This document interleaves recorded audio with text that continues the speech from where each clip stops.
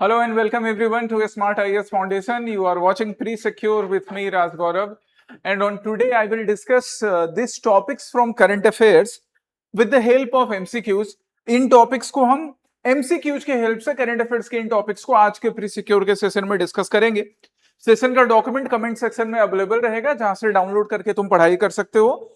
इन topics को discuss करने के साथ साथ अलग से भी प्रैक्टिस क्वेश्चंस रहेंगे, जिसके आंसर्स कमेंट सेक्शन में आपको करने है ना. और ये प्रैक्टिस तुम्हें बनाना है कि तुम प्रैक्टिस क्वेश्चंस का भी आंसर करो, तब जाके करंट अफेयर्स की सही से पढ़ाई हो सकेगी.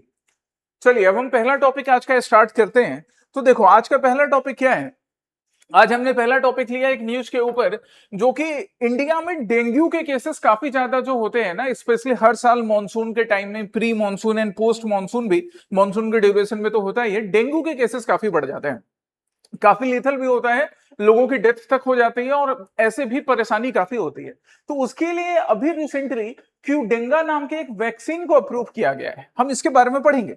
चलो तो यहाँ पे ना एक क्वेश्चन ऐसे बनेगा कि consider the following statement regarding dengue and the newly approved vaccine क्यूडेंगा.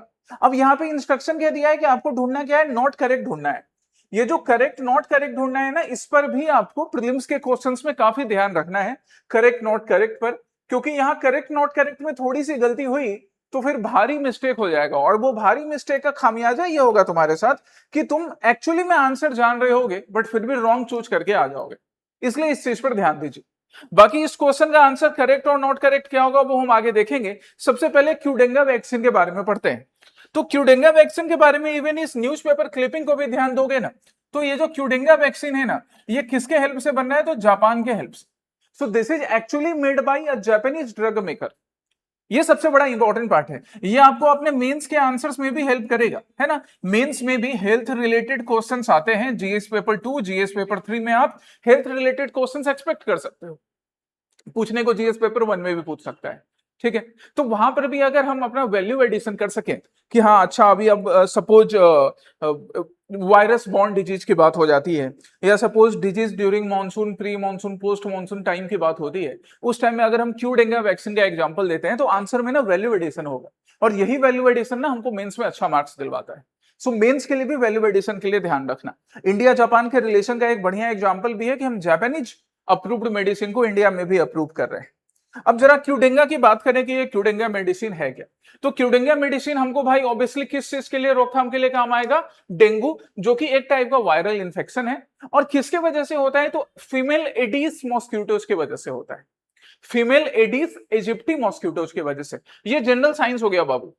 Prelims में ऐसे जनरल साइंस के क्वेश्चंस पूछे जाते हैं. तो फीमेल एडीज मॉस्किटोज की वजह से डेंगू नाम की बीमारी होती है. चलिए उससे बचाने के लिए हम क्यूडेंगा को यूज करेंगे. डेंगू के बारे में हमने पढ़ लिया. फिर डेंगू के बारे में एक और टाइप किया कि डेंगू के ना 4 सेरोटाइप्स होते हैं. डेंगू के 4 सेरोटाइप्स होते हैं, जिसको DENV 1 2 3 4 ऐसे रिप्रेजेंट किया जाता है. आपको ये चारों नाम रटने की जरूरत नहीं है, बट एटलीस्ट ये याद रखिए कि ये जो 4 सेरोटाइप हैं, अब किसी एक पर्सन को, एक पर्सन है पर्सन ए को जो DENV1 है, DENV1 की वजह से वो इन्फेक्ट हुआ. फिर डॉक्टर उसे मेडिसिन देंगे और धीरे धीरे उसकी रिकवरी हो जाएगी. बट होता क्या है कि DENV1 की वजह से इंफेक्ट होने के बाद अगर फिर DENV2 या DENV3 या DENV4 से भी इंफेक्शन होता है, वो काफी लिथल हो जाता है. इन दैट केस जब सब्सिक्वेंट इंफेक्शन होते हैं ना, तो वो मरीज के लिए काफी लिथल है. इसलिए जब किसी इंसान को डेंगू होता है तो डॉक्टर क्या सजेस्ट करते हैं कि आगे से आप ध्यान रखिए कि मच्छर आपको तुरंत ना काटे. एक बार तो हो ही चुका है इनमें से किसी एक की वजह से, अब दूसरा सेरोटाइप भी अगर बॉडी को टच कर जाएगा तो बहुत लिथल हो जाएगा, है ना. इसलिए वो सलाह दी जाती है, ये भी याद रखिएगा. अब हम आ जाते हैं क्यूडेंगा की तरफ. तो क्यूडेंगा जो वैक्सीन है, ये लाइव एटीन्यूएटेड टेट्रावैलेंट वैक्सीन है. मतलब यहाँ पे जो वायरस आपके बॉडी में इंजेक्ट किया जाएगा, वो वायरस ना वीकेंड फॉर्म में होगा, मतलब मरियल हालात में होगा, लेकिन मरियल हालात में जाने के बाद भी बॉडी में एंटीबॉडी डेवलप कर लेगा. तो जब हमें कोई फीमेल मॉस्किटो, एक फीमेल मच्छर को फीमेल में क्या बोलेंगे भाई, स्त्रीलिंग में मच्छरी, तो एक डेंगू मच्छरी आकर काटेगी, और वो उसके काटने के बाद जब हमारे बॉडी में वायरल इंजेक्ट होगा, तो पहले से क्यूडेंगा जो है ना, उसका जो मरियल सा वैक्सीन है, मरियल सा जो वायरस है, वो बॉडी में एंटीबॉडी डेवलप करके रखा है, हम इससे लड़ने को रेडी हो जाएंगे. ये हमारा क्यूडेंगा का मेन वर्क रहेगा, ऐसे याद रखना है. क्यूडेंगा जो है वो 4 साल के बच्चे से लेकर 60 साल के बुजुर्ग तक को दिया जा सकता है. अच्छी बात है, एक बड़ा रेंज कवर हो रहा है 4 से लेकर 60 साल तक। अब 60 वालों को दिया जा रहा है तो हो सकता है 62 वालों को भी दे दिया जाए। ऑब्वियसली डॉक्टर की सलाह पे वैक्सीन वगैरह लेनी चाहिए। कितने डोजेज में क्यूडेंगा देने की जरूरत पड़ती है भाई? तो 2 डोज रेजिम है। और वैक्सीन देने से पहले कोई भी ना प्री स्क्रीनिंग की जरूरत नहीं है कि पहले ब्लड निकालकर चेक करेंगे कि अरे इसमें ये वैक्सीन दे सकते हैं क्यूडेंगा नाम का कि नहीं, सेफ है। सो प्री स्क्रीनिंग की जरूरत नहीं है। 4 साल के बच्चे से लेकर 60 साल के बुजुर्ग तक को दिया जा सकता है। 2 डोज देने होते हैं। इतना हमको क्यूडेंगा के बारे में याद रखना है। और डेंगू से रिलेटेड जो जनरल साइंस मैंने बताया वो भी याद रखना है। ठीक है, और जरा हम डेंगू की बात कर लें। क्या इंडिया में डेंगू का स्टेटस है? तो ये चीज अगेन आपको अपने मेंस के काम आएगा, प्रीलिम्स में भी एक स्टेटमेंट में पूछ सकता है। India accounts for nearly 1/3 of the global dengue cases. 1/3 developing nation है हम लोग। और डेवलपिंग नेशंस में क्या होता है, यहाँ पे जिस तरह से हम नदियों को माता कह के बुलाते हैं, उसी तरह से हमारे यहाँ ना वाटर लॉगिंग भी हो जाती है। हम नदियों को माता कह के तो बुलाते हैं, लेकिन उनका कंजर्वेशन हमारी रिस्पॉन्सिबिलिटी नहीं होती। हम अपने सड़क पे वाटर लॉगिंग के लिए इंतजाम जानबूझ के करके रखते हैं, घर में भी कभी कभी आसपास रह जाता है। और इन सब के टाइम में डेंगू मलेरिया डिजीजेस काफी हो जाता है। मलेरिया को छोड़ भी दें तो डेंगू का 1/3 ग्लोबल केस इंडिया में ही मिलता है। यहां पर इस केस में क्यूडेंगा नाम का वैक्सीन इंडिया के लिए बड़ा हेल्पफुल होने वाला है।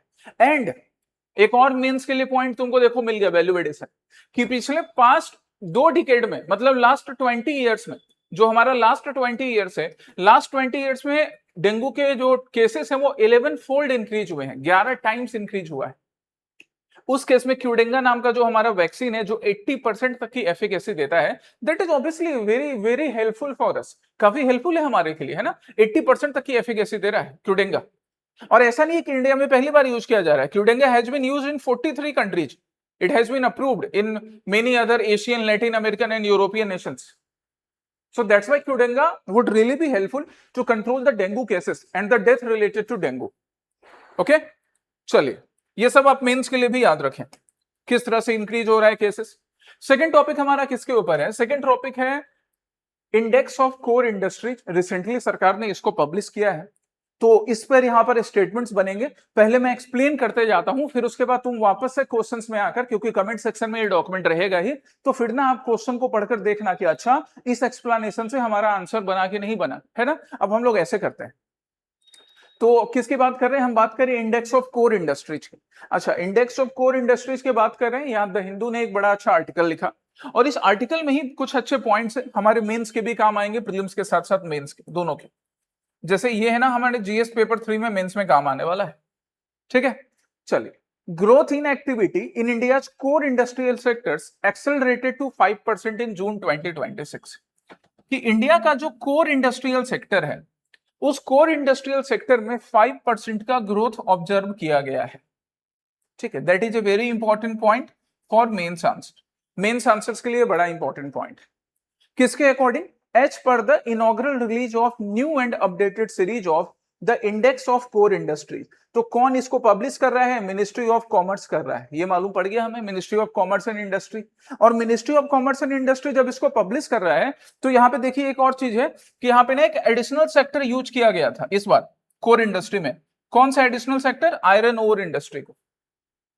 और इस तरह से टोटल जो कोर इंडस्ट्री हो गए इंडिया में, कितने हो गए? 9।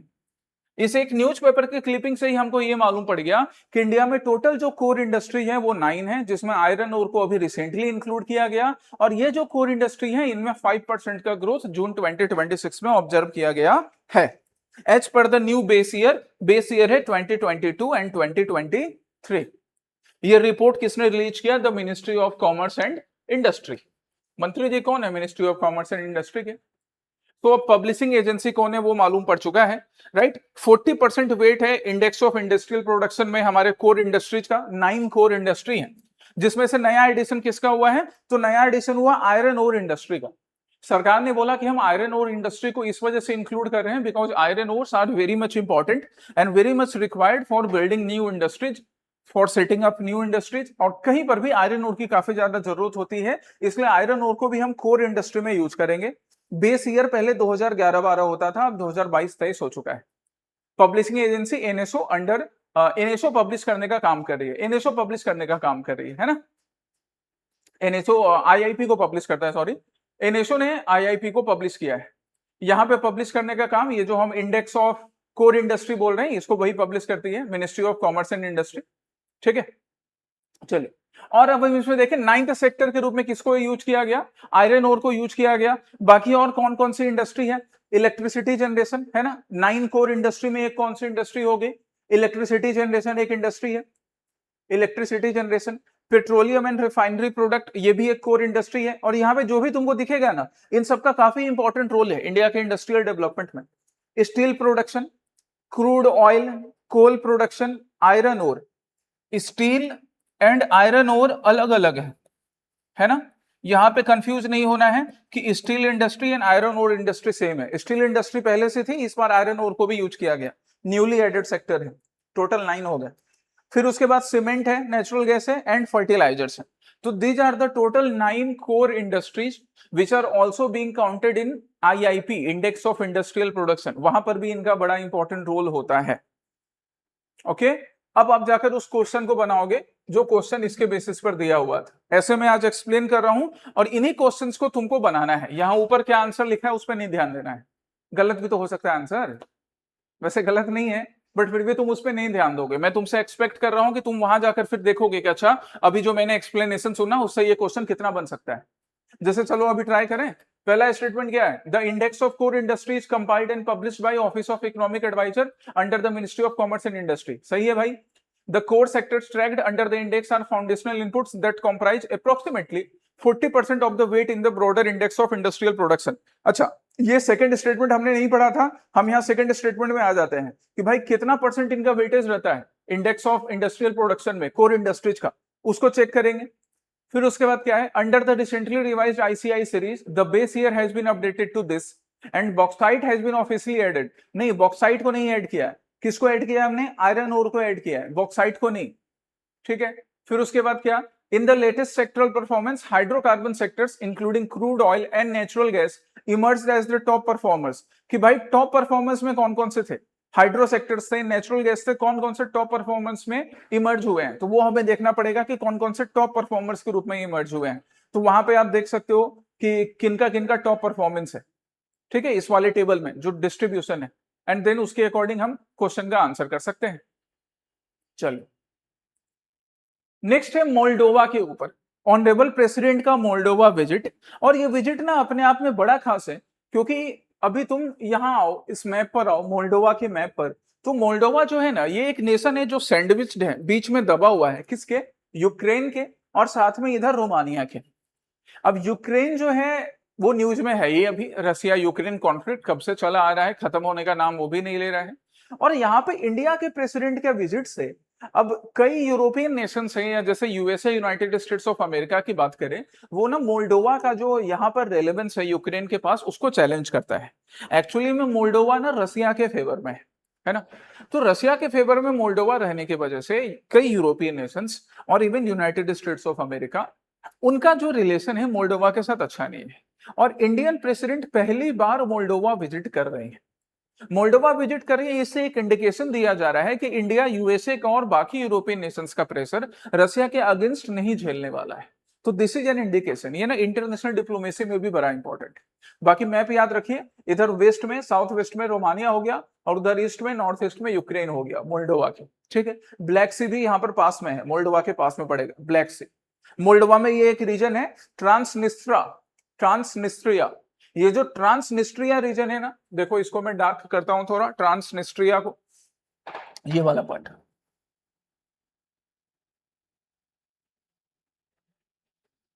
ये जो ट्रांसनिस्ट्रिया रीजन है, ये ना डिस्प्यूटेड है। ट्रांसनिस्ट्रिया रीजन एक्चुअली में रसिया के सपोर्ट से मोल्डोवा ट्रांसनिस्ट्रिया को क्लेम करता है, जबकि यूक्रेन बोलता है कि नहीं, ट्रांसनिस्ट्रिया उसका पार्ट।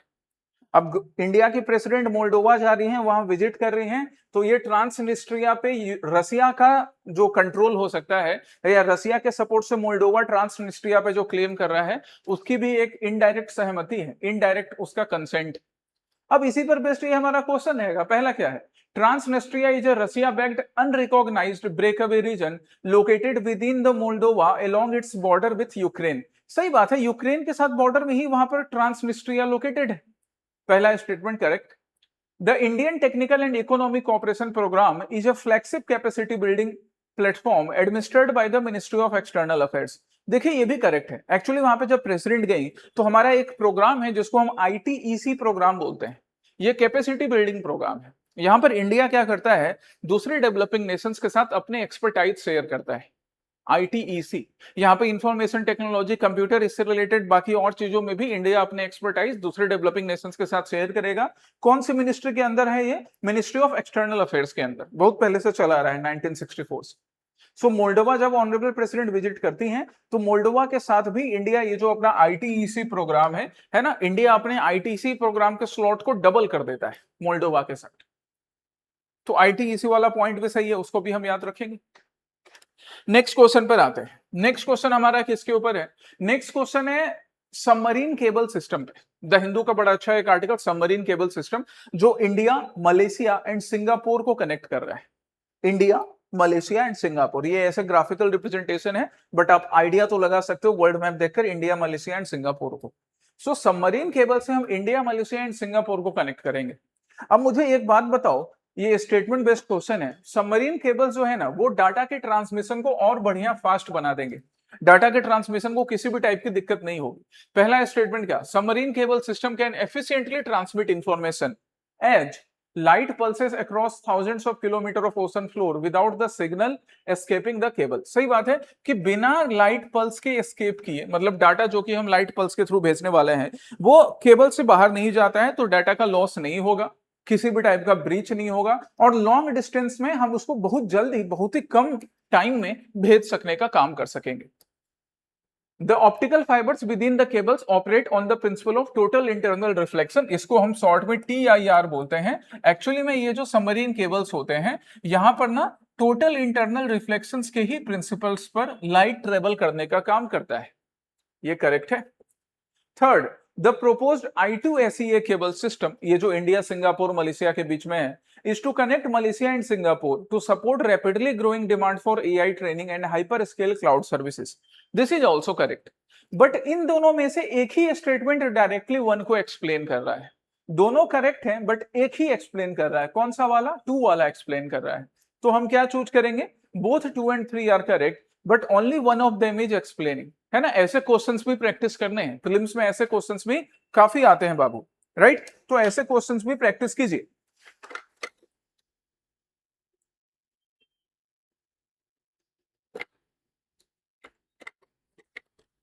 ऐसे क्वेश्चंस भी प्रैक्टिस करने हैं, ठीक है। एक मिनट,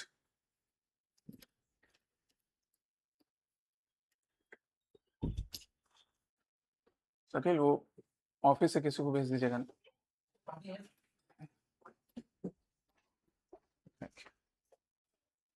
ठंडा है?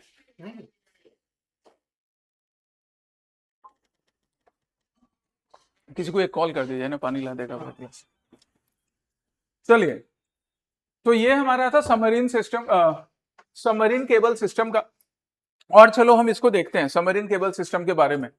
सबमरीन केबल सिस्टम तो AI और बाकी जो भी सर्विसेज हैं वो मलेशिया और सिंगापुर नेशंस के लिए भी एक्सेसिबल हो पाएंगे, ये इसका पर्पस रहेगा। इसको डेवलप करने का काम Microsoft, light storm, Singtel, Tata communication मिलकर कर रहा है। तो ये बड़ा सिंपल सा पॉइंट है, सारे आपको नाम नहीं भी याद रखना चलेगा। कहां कहां कनेक्ट कर रहा है, जरा कनेक्टिविटी देख लें। तो इंडिया में मछलीपट्टनम, जो आंध्र प्रदेश में पड़ता है, पहले मसूलीपट्टनम के नाम से भी फेमस था, अभी भी बुलाया जाता है, साउथ चेन्नई, और फिर कुआलालंपुर, मलेशिया एंड सिंगापुर को कनेक्ट करने का काम करेगा, ठीक। नेक्स्ट क्या है? नेक्स्ट हमारा किस चीज पर बेस्ड है? लोक OS नाम का ऐप, PIB का एक अपडेट। क्या अपडेट है? न्यूज़पेपर के क्लिपिंग को ध्यान से देखो। लोक OS, a digital backbone for rural livelihood. मतलब रूरल लाइवलीहुड, रूरल इंडिया से रिलेटेड जो भी स्कीम्स होंगे, जो भी प्रोग्राम्स होंगे, उसको बेहतर तरीके से एक जगह पर इंप्लीमेंट करवाने के लिए लोक OS ये ऑपरेटिंग सिस्टम सरकार डेवलप कर रही है। एक मोबाइल प्लेटफॉर्म एक्चुअली में, देखो लोक OS, लोक मतलब पीपल, है ना।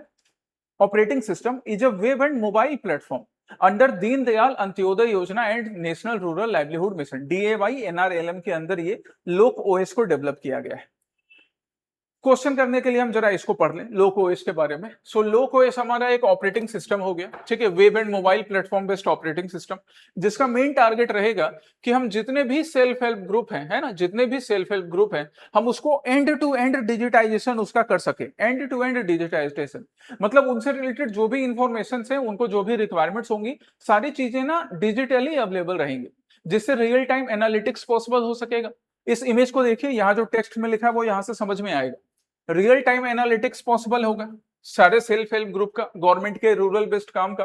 And to end digital management होगा जो जरूरी है। यूनिक डिजिटल आईडी जनरेट हो सकेगी यूजर्स की। डिजिटल फाइनेंशियल रिकॉर्ड रखे जाएंगे, ट्रांसपेरेंसी बढ़ेगी।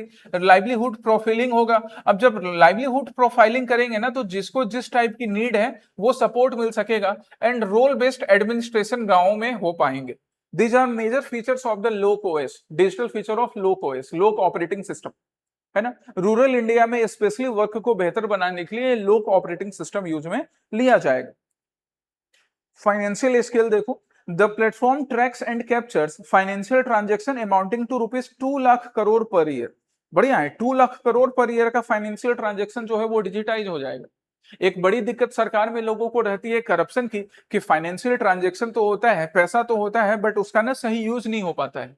वो एटलीस्ट हम यहाँ इंश्योर कर सकेंगे लोक ओएस के हेल्प से। चलिए और देखें इसका क्या हमें यूज मिलेगा, है ना। अच्छा, लोक ओएस के साथ साथ ये सी लिप्स इनिशिएटिव भी था। देखो सी लिप्स इनिशिएटिव क्या है, तो सी लिप्स इनिशिएटिव एक्चुअली में सेल्फ हेल्प एंटरप्रेन्योर्स जो है ना, उनके लाइफ को और बेहतर बनाने के लोक ओएस प्लेटफॉर्म के थ्रू है। मतलब सपोज कि एक एंटरप्रेन्योर है हमारा, एक एंटरप्रेन्योर है किसी भी रूरल रीजन का है, राइट, या एक छोटा सा स्मॉल एंटरप्रेन्योर है, उसको लोक ओएस के हेल्प से जो भी टाइप के सपोर्ट चाहिए, एंटरप्राइज क्रिएशन, उसका परफॉर्मेंस ट्रैकिंग, है ना, बिजनेस मैनेजमेंट, वो सारा कुछ यहां से कर सकेगा। लोक ओएस के थ्रू ये भी पॉसिबल हो पाएगा। लोकल सेल्फ हेल्प ग्रुप अपना एंटरप्राइज, अपनी एंटरप्रेन्योरशिप स्किल्स को भी बेहतर यूज कर सकेंगे, राइट। ये हमारे लोक ओएस का फायदा है। अब जरा हम क्वेश्चन बनाएं, इसके बेस्ट क्वेश्चन बनेगा हमसे। लखपति दीदी इनिशिएटिव भी इससे रिलेटेड था, चलो ये भी देख लेते हैं, फिर क्वेश्चन पर जाएंगे। लखपति दीदी इनिशिएटिव, यहाँ पे देखो एक डाटा आपको याद रखना है कि लोक ओएस सिस्टम जो है, वो लोक ओएस सिस्टम एक्चुअली में 4.09 lakh community resource person and 3.87 crore potential Lakhpati दीदी के भी डाटा को मैप करने का काम करेगा। साथ ही साथ platform will maintain 18.50 crore digital आजीविका रजिस्टर्स। अब ये नंबर्स नहीं याद हो पाएंगे, बट एटलीस्ट इतना याद रखिएगा कि लखपति दीदी जो है, जो पोटेंशियल लखपति दीदी हैं, साथ ही साथ जो आजीविका वर्कर्स हैं, उन सबका भी डाटा इस लोक ओएस पे अवेलेबल रहेगा। प्रैक्टिस क्वेश्चन जरा हम देखें, इस पे क्या प्रैक्टिस क्वेश्चन बन सकता है। पहला क्या, the Lok OS web and mobile platform is a digital solution developed for the end to end management and record digitisation of self help group under the DAY NRLM framework. एकदम सही बात है, इसी पर्पस के लिए बनाया गया है, ठीक है। नेक्स्ट क्या, the newly launched C lips initiative operates under the Lok OS platform. यहां तक तो ठीक है। To provide unified dashboard specifically for tracking and managing women led farm, for managing women-led farm and non-farm rural enterprises। सही है, women-led farm and non-farm rural enterprises को ही हम सी lips के थ्रू परफॉर्म करवाने का काम करेंगे। और क्या, for the Lakhpati Didi initiative the platform serves as a digital monitoring foundation by tracking field data mapped for over 38 crore potential Lakhpati Didi. नहीं, एक्चुअली लखपति दीदी का नंबर 38 करोड़ नहीं है, है ना, लखपति दीदी का नंबर 3.87 करोड़ ही था। तो यहाँ पे ये डाटा ना याद रखना है, प्रीलिम्स के लिए ऐसे काम आएगा। आजीविका दीदी का नंबर थोड़ा ज्यादा है 18.50, लखपति दीदी का नंबर कम है। थर्ड स्टेटमेंट रॉन्ग होगा, 1 and 2 करेक्ट है यहाँ पर हमारे। नेक्स्ट में चलते हैं। नेक्स्ट क्या हमारा आ गया, नेक्स्ट आ गया इंफॉर्मेशन रेगुलेशन से रिलेटेड, सॉरी इंफॉर्मेशन बोले, इंश्योरेंस रेगुलेशन से रिलेटेड IRDAI का रोल, ठीक है। पहला क्या है, चलिए, consider the following statements regarding the insurance regulatory and development authority IRDAI। इसके बारे में भी देखो हमने कई बार पढ़ा है IRDAI के बारे में। चलो आगे जाने से पहले सबसे पहले हम ना IRDAI के बारे में पढ़ लेते हैं, कब फॉर्मेशन हुआ, तब हम उस क्वेश्चन पर जाएंगे। अब हम ऐसे ही करेंगे, पहले इस कॉन्सेप्ट को देखेंगे तब क्वेश्चन पर जाएंगे। तो IRDAI को देखो, IRDAI एक ऑटोनोमस बॉडी है जो IRDA एक्ट 1999 के अकॉर्डिंग बनती है। किसके रिकमेंडेशंस पे? आर.एन. मल्होत्रा कमेटी के रिकमेंडेशंस पे, है ना। ये सारी चीजें याद रखनी है, आर.एन. मल्होत्रा कमेटी के रिकमेंडेशंस पे। मिनिस्ट्री ऑफ फाइनेंस के अंदर वर्क करती है, एक 10 मेंबर बॉडी है। चलिए 10 मेंबर बॉडी को हम छोड़ भी सकते हैं। और जो भी पॉलिसी होल्डर्स के राइट्स हैं उसको प्रोटेक्ट करने का काम IRDAI नाम की हमारी ये बॉडी करती है, ठीक है। और देखें क्या चीज न्यूज में था, डार्क पैटर्न्स न्यूज में था। क्या है ये डार्क पैटर्न्स? और ऑफिस में स्टाफ नहीं थे? Thank you. डार्क पैटर्न्स, थोड़ा हम जल पी लें, पढ़ो जब तक तुम ये।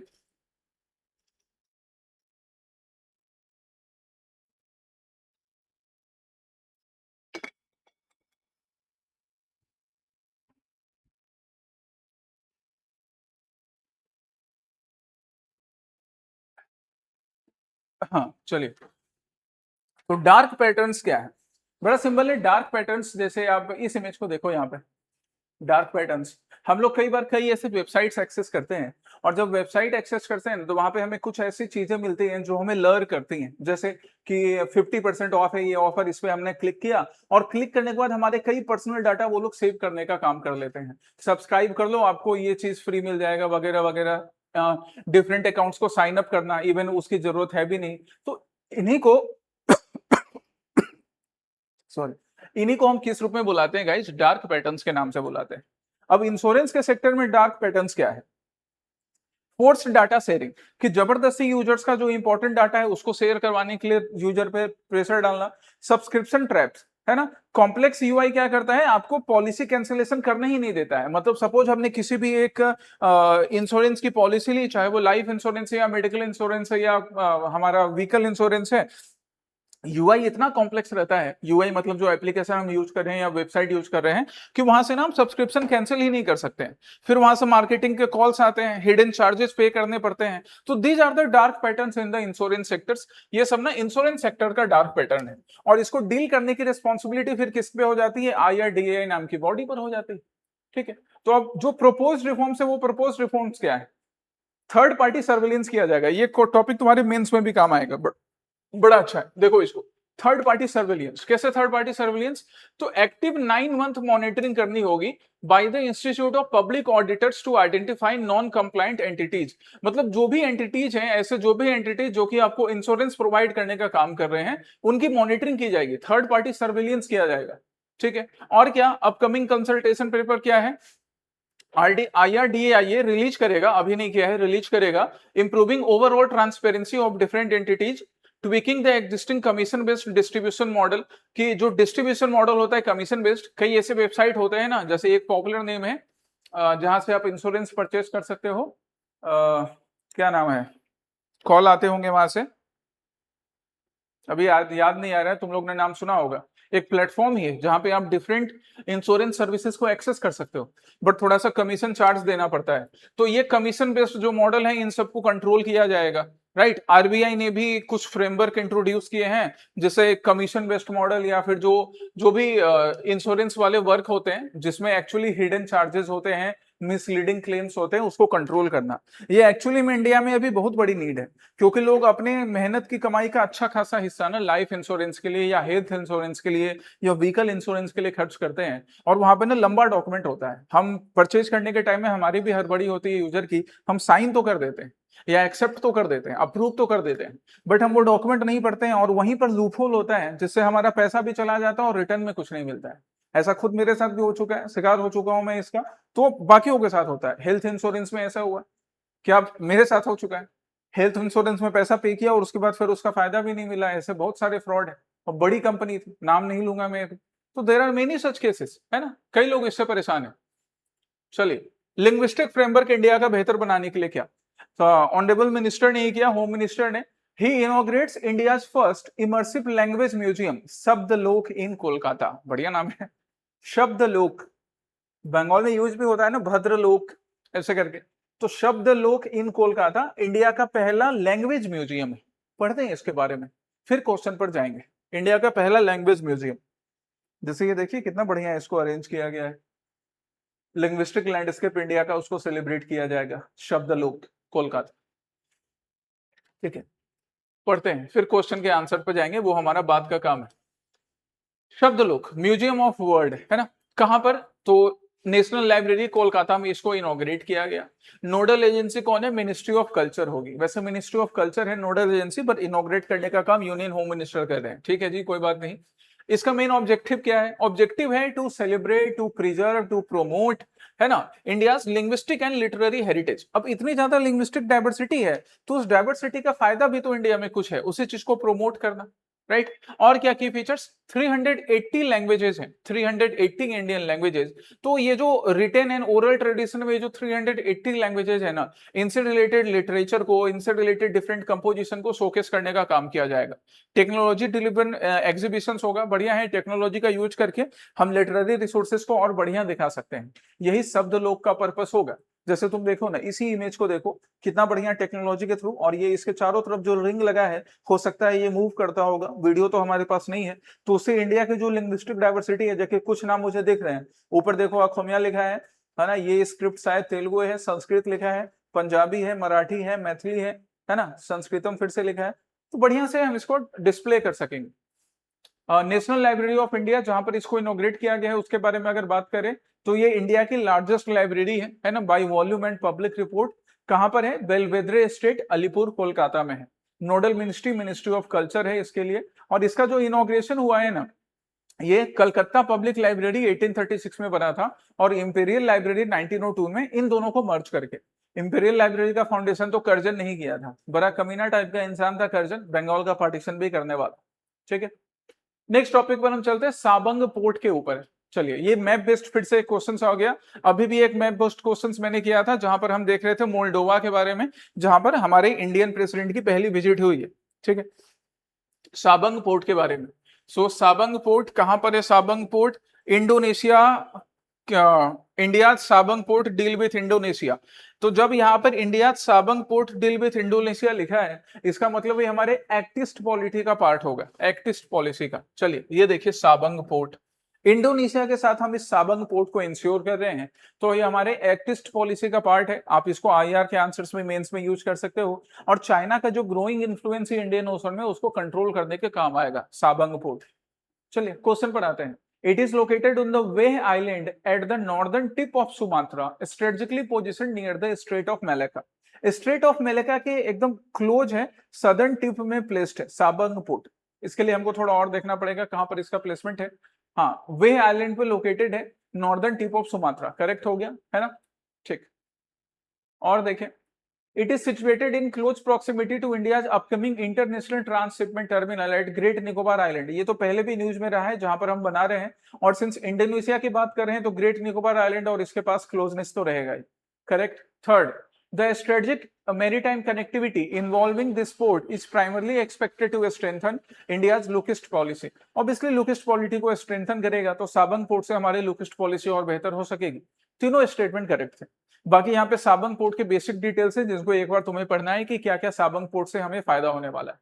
समृद्ध ग्राम इनिशिएटिव, 9th टॉपिक, समृद्ध ग्राम इनिशिएटिव। डिपार्टमेंट ऑफ टेलीकम्युनिकेशन क्या है? समृद्ध ग्राम इनिशिएटिव क्या है? ये wins WSIS prize for driving rural digital transformation. Rural digital transformation के लिए समृद्ध ग्राम को WSIS प्राइज मिला है। तो यहां से हमको दो चीज सीखना है कि एक तो ये समृद्ध ग्राम इनिशिएटिव क्या है, और WSIS प्राइज क्या है, दोनों के बारे में हम पढ़ेंगे। चलो, समृद्ध ग्राम इनिशिएटिव के बारे में पढ़ते हैं। समृद्ध ग्राम इनिशिएटिव डिपार्टमेंट ऑफ टेलीकम्युनिकेशन का है, DOT लिखा हुआ ये था, है ना। चलिए, it is a flagship rural digital transformation initiative by the department of telecommunication, जो भारत नेटवर्क पे बनाया गया है। कोर फिलोसफी इस पे क्या है? इसकी कोर फिलोसफी है कि physical plus digital services rural background में रूरल लोगों को मिल सके, यही समृद्ध ग्राम की होगी। क्योंकि जब जो इंडिया का रूरल सेक्टर है, जो गांव है, जब वो फिजिकली एंड डिजिटली दोनों तरीके से कनेक्ट हो पाएगा, तो एक्चुअली में समृद्धि होगी, डेवलपमेंट होगा।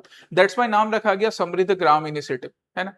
समृद्ध केंद्र भी समृद्ध ग्राम, समृद्ध केंद्र के अंदर समृद्ध ग्राम इनिशिएटिव को बनाया जाएगा। मतलब और जो भी सर्विसेज, फिजिकल डिलीवरी सर्विसेज या टेलीकॉम कनेक्टिविटी सर्विसेज, जो भी सर्विसेज हैं, उन सब सर्विसेज के साथ समृद्धि केंद्र और समृद्ध ग्राम इनिशिएटिव रन करेंगे। इंफ्रास्ट्रक्चरल बेस की बात कर ले तो भारत नेटवर्क को यूज किया जाएगा इसमें, जिससे लास्ट माइल कनेक्टिविटी प्रोमोट होती है। बड़ा सिंपल है समृद्ध ग्राम। जो भी एग्रीकल्चरल नीड होंगे, विलेज से रिलेटेड नीड होंगे, हेल्थ केयर से रिलेटेड नीड होंगे, वो सब इस समृद्ध ग्राम का पार्ट होगा। समृद्धि केंद्र की बात करें तो देखो समृद्धि केंद्र क्या क्या चाहिए, एडुकेशन है, एग्रीकल्चर है, हेल्थ केयर है, ई गवर्नेंस है, सब कुछ प्रोवाइड करने का काम करता है। ये हमारा समृद्धि हो गया। लास्ट टॉपिक नेक्स्ट क्या है हमारा, ये है इंडियाज अस्त्रा मिसाइल सिस्टम के बारे में, है ना। The significance of India's अस्त्रा missile which Indonesia is buying. Films में ऐसे टॉपिक काफी आते हैं। अभी रिसेंटली सीएपीएफ का एग्जाम हुआ, उसके भी करंट अफेयर्स को देखना, ऐसे टॉपिक रहेंगे। तो सीएपीएफ में, सीडीएस में, इवन और सिविल सर्विसेज में भी ऐसे टॉपिक आते ही हैं। अस्त्रा MK1 क्या है, indigenously beyond visual range air to air missile system है। Air to air missile system जिसको इंडोनेशिया परचेज करने वाला है। इंडोनेशिया के साथ हम अपने रिलेशन इंप्रूव कर रहे हैं गाइज, सो दैट चाइना का की मोनोपोली उस रीजन में कंट्रोल हो सके। अभी आपने पोर्ट को भी देखा, हम इंडिया, इंडोनेशिया, मलेशिया के कनेक्टिविटी को इंप्रूव करने के लिए अंडर वाटर या सबमरीन केबल्स भी बिछा रहे हैं, वो भी है। डेवलप करने का काम अस्त्रा को किसने किया sir, defence research development organisations ने, है ना। प्रोडक्शन एजेंसी इसके लिए भारत डायनेमिक्स लिमिटेड है। इंडियन एयरफोर्स और इंडियन नेवी इसको इंडक्ट कर चुकी है, मतलब इंडियन नेवी और इंडियन एयरफोर्स दोनों यूज कर सकती है, अभी दोनों में इंक्लूडेड है। अस्त्रा MK1 की बात करें तो अस्त्रा MK1 का लॉन्च 80 to 100 किलोमीटर के बीच है। अस्त्रा MK1, ठीक है, 80 to 100 किलोमीटर के बीच है इसका। आप इसको एल्टीट्यूड की बात करें तो अप टू अप्रोक्सीमेटली 20 किलोमीटर और मैक 4.5 इस एल्टीट्यूड से, इस स्पीड से हम इसको यूज कर सकते हैं। नॉर्मल ये बात है कि आप इसको किन किन फ्लीट में ना यूज कर सकते हो, इंक्लूड कर सकते हो, ठीक है। मेन याद रखिएगा कि visual range air to air missile system का पार्ट। और भी बाकी फीचर्स हैं अस्त्रा के बारे में, आकाश रुद्र M के बारे में, इनको एक बार पढ़िएगा, वैसे ये चीजें बार बार रिपीट भी होती। एक चीज जरा यहाँ पर तुम्हारे लिए एक प्रैक्टिस क्वेश्चन में छोड़े जा रहा हूँ, एक प्रैक्टिस क्वेश्चन में तुम्हारे लिए छोड़े जा रहा हूँ। तुम मुझे बताओगे कमेंट सेक्शन में WSIS प्राइस के बारे में, WSIS प्राइस के बारे में, कि ये WSIS प्राइस क्या है। थोड़ा इसके बारे में रिसर्च करके मुझे कमेंट सेक्शन में WSIS प्राइस के बारे में बताने का काम करोगे, ठीक है। बाकी ये अस्त्रा M के बारे में और ये सारे जो भी डिफेंस डेवलपमेंट है, सारी डिटेल्स अभी नहीं याद रखने हैं, ये यहाँ पर अभी मेंशन किया है, तो मेरे को इसको एक बार पढ़ लेना। ये ना टाइम टू टाइम रिपीट होते रहते हैं, तो जो चीजें रिपीट हो रही हैं हम उसको एक ही बार में याद नहीं करेंगे, बार बार पढ़ के एटलीस्ट दिमाग में रखने का काम करेंगे। अब प्रैक्टिस क्वेश्चन पे आते हैं। ये रहा पहला प्रैक्टिस क्वेश्चन आज का। अभी हाइड्रोजन फ्यूल काफी न्यूज में है ना, तो यहाँ ये हाइड्रोजन फ्यूल से रिलेटेड एक प्रैक्टिस क्वेश्चन रहा। और दूसरा प्रैक्टिस क्वेश्चन है फॉकलैंड आइलैंड से रिलेटेड। फॉकलैंड आइलैंड, अर्जेंटीना ने यूके को हराया था ना, यूनाइटेड किंगडम को। हालांकि फाइनल में अर्जेंटीना स्पेन से हार गई, खैर वो अलग बात है, स्पेन की टीम ने नो डाउट बढ़िया खेल खेला था, ठीक है। तो अर्जेंटीना ने जब ब्रिटेन को हराया, अभी इंग्लैंड को हराया वर्ल्ड कप में, फीफा वर्ल्ड कप में, तो उस टाइम में ना ये फॉकलैंड आइलैंड यूज हो रहा था। एक्चुअली किसी ने एक ट्वीट कर दिया था, शायद अर्जेंटीना की बॉडी ने या किसी जर्नलिस्ट ने लिखा कि now on Falkland island Argentina have the, क्या बोले उसको, कंट्रोल और इन्फ्लुएंस, ऐसा कुछ हराने के बाद। फुटबॉल में भी काफी टसल होता है, तो फॉकलैंड आइलैंड न्यूज में आ गया था। आप गूगल करोगे और इससे रिलेटेड आंसर करोगे, फॉकलैंड से रिलेटेड, और पहला था हाइड्रोजन फ्यूल से रिलेटेड। ये दोनों आज के प्रैक्टिस क्वेश्चन है, दोनों प्रैक्टिस क्वेश्चन का आंसर करना है। फिर हम लोग नेक्स्ट सैटरडे को प्री सिक्योर के सेशन में मिलेंगे और नेक्स्ट करंट अफेयर्स का टॉपिक्स करेंगे, ठीक है। Till then take care, study well, जय हिंद।